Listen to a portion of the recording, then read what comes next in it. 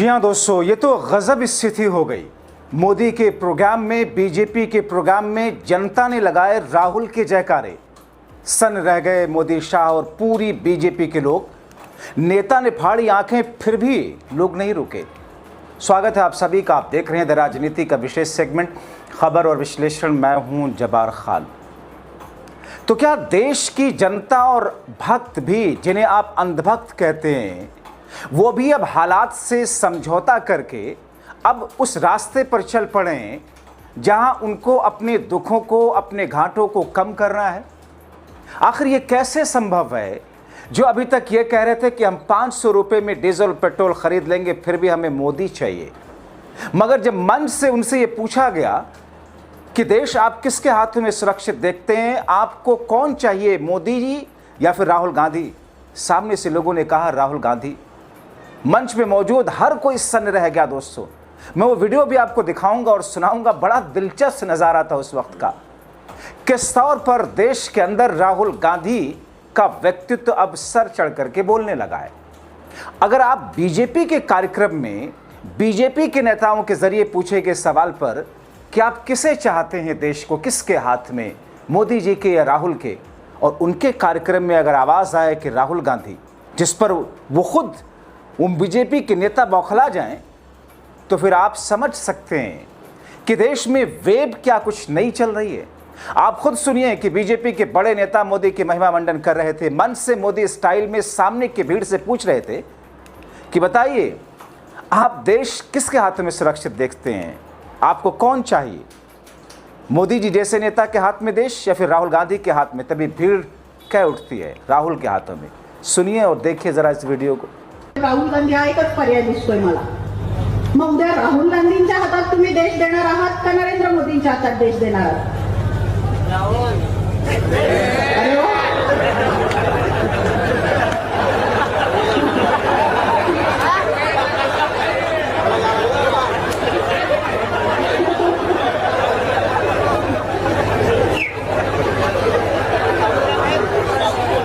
दोस्तों, लोगों ने खुल करके भारतीय जनता पार्टी के मंच के सामने से ही कह दिया कि राहुल ही देश की उम्मीद है। मोदी शाह ने तो देशवासियों को डिप्रेशन में डाल दिया। राहुल से हमें लग रहा है कि देश उन्नति करेगी, राहुल के हाथों में देश सुरक्षित रहेगा, तरक्की करेगा देश। इस सरकार ने तो चूस लिया है। मैंने मेरी लाइफ में फर्स्ट टाइम ऐसा कोई नेता दिखा है जो डाउन टू अर्थ बंदा है, जिन्होंने हमारे स्टूडेंट्स को बुलाया, हमारी स्टूडेंट्स की प्रॉब्लम सुनी, हमको हमारे आई थिंक मेरे तो नहीं मतलब स्टूडेंट्स के भी पेरेंट्स को भी बुलाया, उनकी भी बात सुनी। ऐसा आज तक मैंने अभी तक कोई भी नेता नहीं देखा। He is a great man. This guy is coming up, he's talking to citizens, he's learning about their problems, and he does represent us in the parliament. He talks about the constitution. That requires an insane amount of... आज opposition का leader Rahul Gandhi ji आए हैं, सारे बच्चों से बात कर रहे हैं, स्टेज से बुला के बात कर रहे हैं, सुन रहे हैं, रिस्पॉन्ड कर रहे हैं। ये सब रिस्पॉन्सिबिलिटी सरकार की है, ऑपोजिशन की नहीं है। बट फिर भी वो आज आके ये सब कर रहे हैं, which I think says a lot कि इस देश की सरकार कैसी है और ऑपोजिशन कैसा है। कोई तो हमें सुन रहा है, कोई तो हमें समझने की कोशिश कर रहा है। हमारे पेरेंट्स, हम बच्चों डिप्रेशन से गुजरते हैं, पेरेंट्स को जो फाइनेंशियल पेन होता है, उन सब के बारे में बात करें, तो इससे हमें बहुत अच्छा लग रहा है। हमें लग रहा है कि हमें भी कोई देख रहा है, हमें भी कोई सुन रहा है, हमें भी कोई समझने की कोशिश कर रहा है। ये मूवमेंट है, इसकी शुरुआत है। आप मूवमेंट को ज्वाइन कीजिए, हमें बताइए किस प्रकार से हम इस सिस्टम को बदलें। क्या आपका ओपिनियन है? क्या रास्ता हिंदुस्तान को लेना चाहिए? दोस्तों, आज की इस वीडियो में मैं सिर्फ तथ्यों की बुनियाद पर बात करूंगा। आप खुद असेस कीजिए, आप खुद अंदाजा लगाइए और अपने अपने मायने निकालिए। चूंकि सारी चीजों की जड़ में पैसा या आपकी अर्थव्यवस्था है। अगर वो आपके पास नहीं है बुनियादी जरूरतों के लिए, तो फिर आपकी सारी चीजें बर्बाद हैं, बेकार है। क्योंकि उसी से जुड़ा हुआ सब कुछ है। आपका खाना, आपका पीना, आपका कपड़ा, आपकी छत, दवाई, कमाई, सिंचाई, सब कुछ। अब आप दोस्तों देखिए, देश में 12 वर्षों से जो कुछ हो रहा है, सरकार जो वादे करके 2014 में आई थी, जैसे कि मैं एक दो नारों का जिक्र आपके जहन में बार बार आता होगा। बहुत हुई महंगाई की मार, अब की बार मोदी सरकार। मगर महंगाई ने इस सरकार में बेरोजगारी के 45 वर्षों के रिकॉर्ड को तोड़ दिए। 14 में नारा दिया गया, बहुत हुआ महिलाओं पर अत्याचार, अब की बार मोदी सरकार। सबसे ज़्यादा अपराध आंकड़ों के हिसाब से एनडीए शासित राज्यों में सबसे ज़्यादा दलित उत्पीड़न इस टेन्योर में, महिलाओं के साथ उत्पीड़न में खुद मोदी शाह की पार्टी के कई नेताओं के नाम आए। उन्नाव वाले बाबा, विधायक, सांसद, कई सारे लोग, बृजभूषण शरण जी, जिन पर पॉक्सो के केस भी लगे थे। ये तो महज एक झलक है। 14 में नारा था शिक्षा, दवाई, सिंचाई, जनहित में सबसे सस्ता, मगर आज शिक्षा पर पहले ही स्मृति ईरानी जैसे लोगों को दोस्तों शिक्षा मंत्री बना दिया गया था, जिनके पास 10वीं और 12वीं की जो डिग्री थी, और पता नहीं उस डिग्री के ऑथेंटिसिटी क्या थी, लेकिन उस पर विवाद थे, मगर मोदी साहब ने उनको शिक्षा मंत्री बना दिया था। देश की शिक्षा एक बहुत ही काबिल पढ़े लिखे एजुकेशनिस्ट के हाथ में दे दी थी। फिर धर्मेंद्र प्रधान जी, आजकल आप देख ही रहे, इस्तीफे की मांग के लिए पूरा देश खड़ा है। स्कूल कॉलेज की फीस ऐसे कि आप जान ही रहे। इलाज में आयुष्मान भारत के नाम पर कैसा गोरख धंधा। इंसान दिल्ली जैसे जगह में रह करके भी अगर आप चाहें कि आप इलाज करा लें, एम्स जैसे जगह में जा करके, आप नहीं करा सकते जब तक कि आप कोई बड़ा सोर्स लगा कर ना पहुंचे। इसके अलावा देश की सुरक्षा पर किस तौर पर पुलवामा, पहलगाम, बहुत सारी, लाल किला, सब चीज़ें आपके सामने हुई।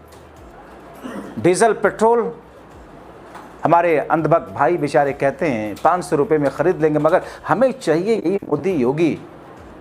और कहा जाता है कि साहब उनको तो चाहिए बस अल्पसंख्यकों की जो थोड़ा चूड़ी टाइट करे, उसी में उनको मज़ा आ जाता है, ऑर्गेज़्म आ जाता है उसमें, उनको एक तरीके से देखा जाए।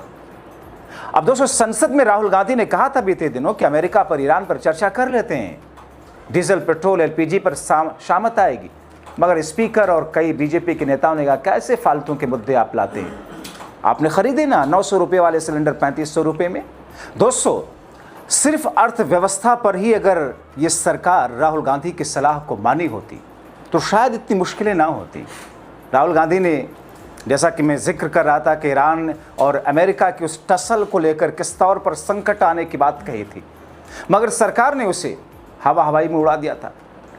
राहुल गांधी ने फिर कहा कि देश में भयंकर आर्थिक सुनामी आ रही है, दूसरी तरफ देश में संस्थागत विद्रोह हो रहा है। इसके पीछे पीएम मोदी और भारतीय जनता पार्टी को जिम्मेदार ठहराते हुए वो कहते हैं कि एक तरफ से भयंकर आर्थिक सुनामी, कीमतें बढ़ रही हैं, ऐसा आर्थिक संकट आएगा हिंदुस्तान में जो आपने कभी नहीं देखा, इसे कोई नहीं रोक पाएगा। दूसरी तरफ हिंदुस्तान के सिस्टम के अंदर इंस्टीट्यूशनल रिवोल्ट यानी कि संस्थागत रिवोल्ट हो रहा है।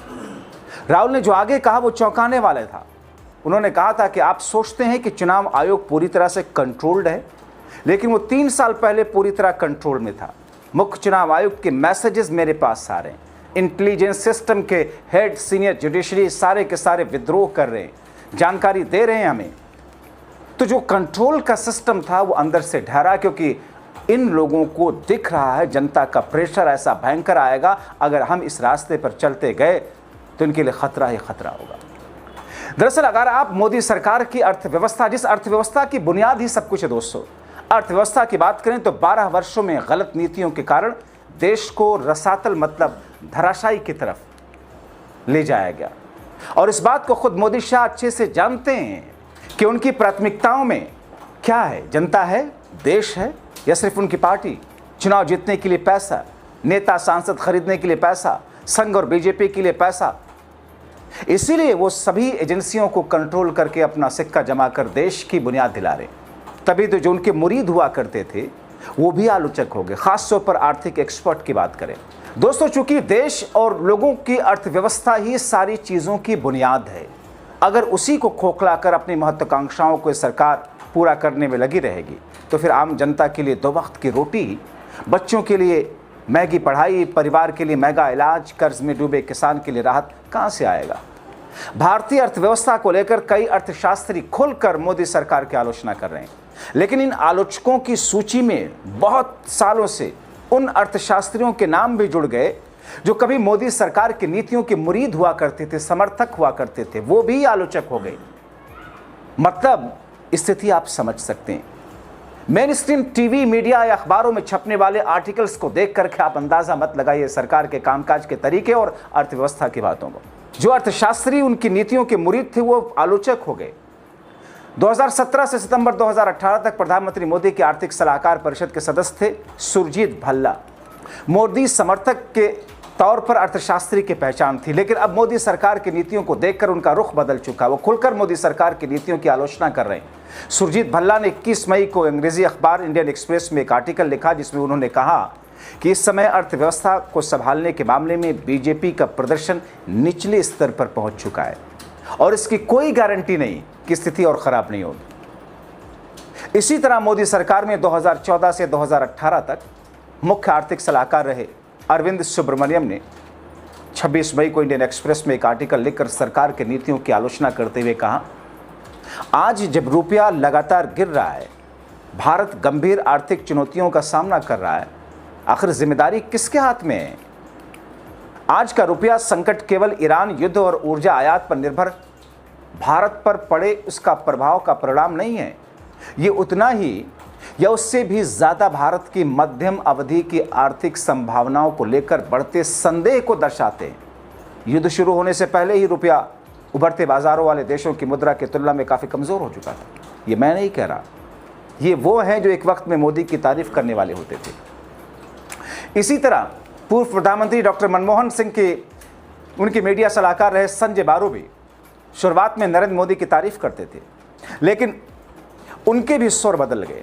बारू ने 24 मई को इंडियन एक्सप्रेस में एक आर्टिकल लिखा कि आज फिर से भारत उसी स्थिति में है जहां निवेशकों को भरोसा नहीं था। उन्होंने लिखा, 1991 और 2004 में कारोबारी जगत और मीडिया ने खुलकर अपनी चिंताएं व्यक्त की थी और राजनीतिक नेतृत्व पर ऐसा माहौल बनाने का दबाव डाला था जिससे निवेशकों का भरोसा लौट सके। मगर आज मीडिया दरबारी हो चुका है। हर अच्छी खबर को बढ़ा चढ़ा कर पेश किया जाता, हर बुरी खबर को दबा दिया जाता। जब भारत को दुनिया की तीसरी सबसे बड़ी अर्थव्यवस्था बनने की दहलीज पर बताया जा रहा था तब खूब उत्सव मनाया गया, लेकिन आज जब भारत 6ठे स्थान पर पहुंचा तो बहुत कम लोग ये सवाल पूछ रहे हैं कि ऐसा क्यों हुआ।